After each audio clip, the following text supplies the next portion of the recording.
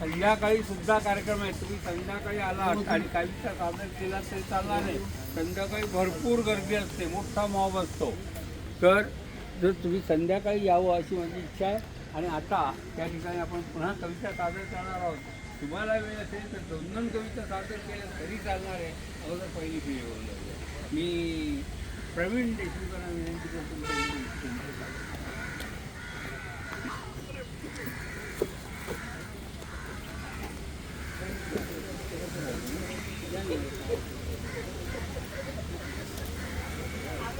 सांगा ना, तुम्हीच सांगा.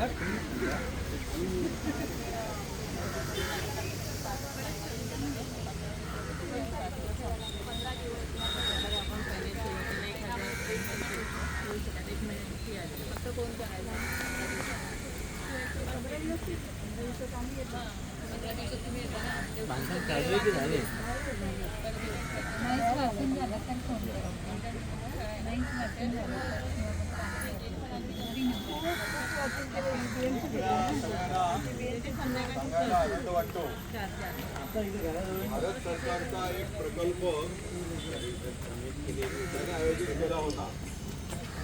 सगळ्या भारतीय भाषांमध्ये जे कालजयी ग्रंथ आहेत 1950च्या अगोदर त्यांचं प्रकाशन झालेलं आहे, लिहिले गेलेले आहेत.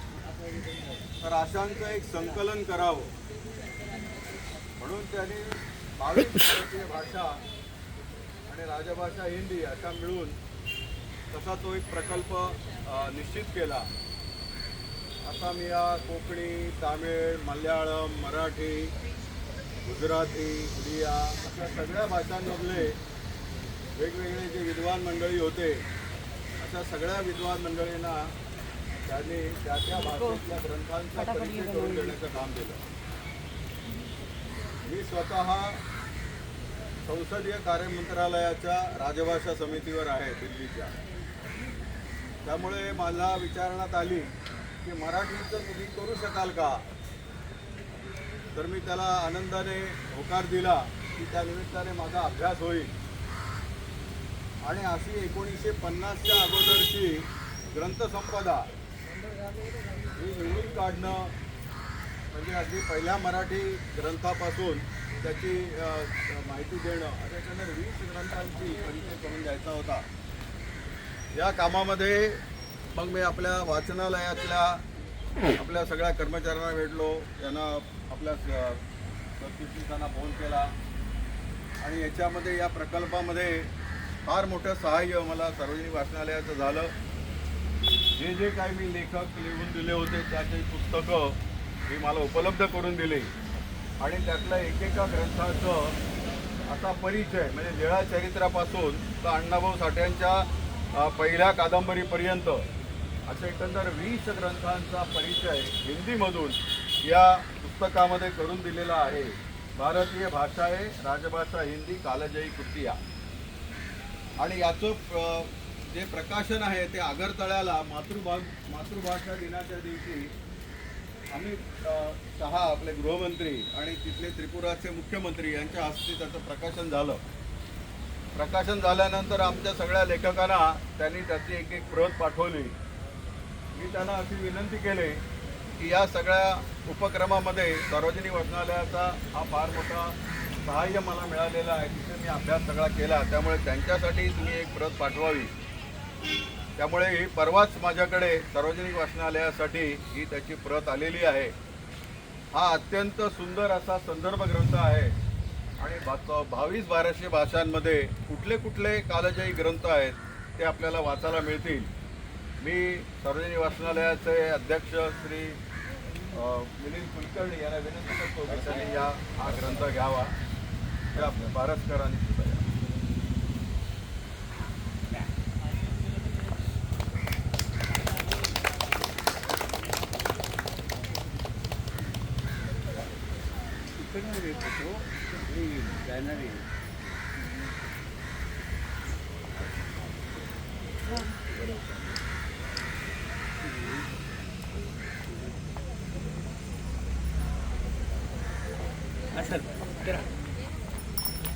त्यानंतर मला कविता सादर करायला सांगितलेली आहे. कविता सादर करतो.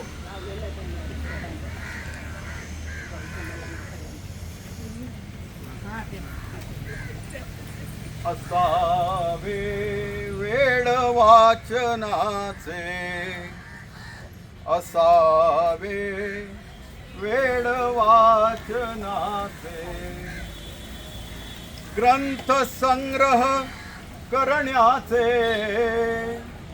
ग्रंथ संग्रह करण्याचे, असावे वेळ वाचनाचे, असावे वेळ वाचनाचे. पुस्तक गुरु हा मुका, ज्ञान देई आपणा फुका, सदा सान्निध्य असतो बरका, सदा सान्निध्य असतो बरका. काम करतो मार्गदर्शनाचे, असावे वेळ वाचनाचे, असावे वेळ वाचनाचे. वाचन प्रगल्भ आपणा करीते, कादंबऱ्यांतून अनुभव देते, विनोद कथांतून हास्य फुलविते, विनोद कथांतून हास्य फुलविते. गोष्टीतून त्या सार, गोष्टीतून घ्या सार उपदेशांचे, गोष्टीतून घ्या सार उपदेशांचे. असावे वेळ वाचनाचे, असावे वेळ वाचनाचे. भाव भावना गावी कविता, भाव भावना गावी कविता. हृदयाशी भिडे सूर मिळता, हृदयांशी भिडे सूर मिळता. आव्हान करी उभे क्रांती करता, आव्हान करी उभे क्रांती करता. जीवनात महत्व पद्याचे, जीवनात महत्व पद्याचे. असावे वेळ वाचनाचे, ग्रंथ संग्रह करण्याचे, असावे वेळ वाचनाचे. करा भटकंती पुस्तक सांगे, करा भटकंती पुस्तक सांगे. पहा प्रांत विदेशी रंग बिरंगे, पहा प्रांत विदेशी रंग बिरंगे. सहवास सतत घ्या संतान संगे, सहवास सतत घ्या संतान संगे. हाती घ्या ग्रंथ अध्यात्माचे, हाती घ्या ग्रंथ अध्यात्माचे. असावे वेळ वाचनाचे, ग्रंथ संग्रह करण्याचे. असावे वेळ वाचनाचे. पुस्तक घालवे मनीची निराशा, आनंदे जगण्याची जागवी आशा. पुस्तक घालवे मनीची निराशा, आनंदे जगण्याची जागवी आशा. मुक्त व्हा सांगे सोडून कोशा, मुक्त व्हा सांगे सोडू नकोशा जोडते नाते मित्रत्वाचे जोडते नाते मित्रत्वाचे असावे वेड वाचनाचे ग्रंथ संग्रह करण्याचे असावे वेड वाचनाचे असावे वेड वाचनाचे